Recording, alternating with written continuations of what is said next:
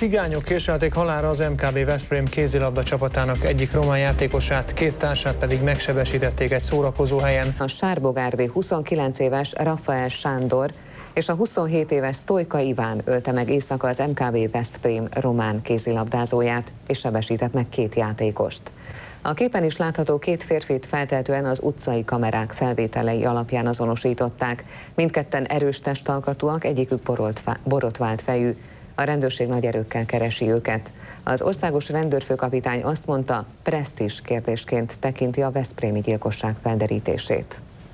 Elfogadó parancs és nemzetközi körözést adnak ki a kollégák ezekben a percekben két személy elfogása érdekében.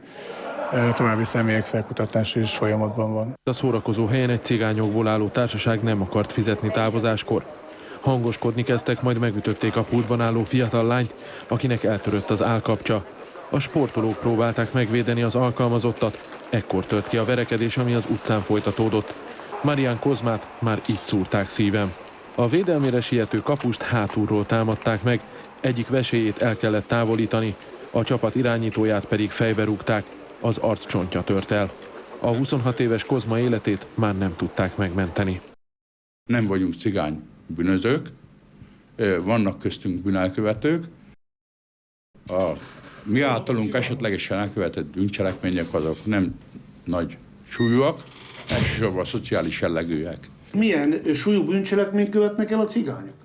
Azt, hogy ellopják a fát, hát igen, az is egy bűncselekmény, de nem raboltak bankot, nem öltek embert, nem öltek gyerekeket. Ugye így is lehetne nézni a dolgokat.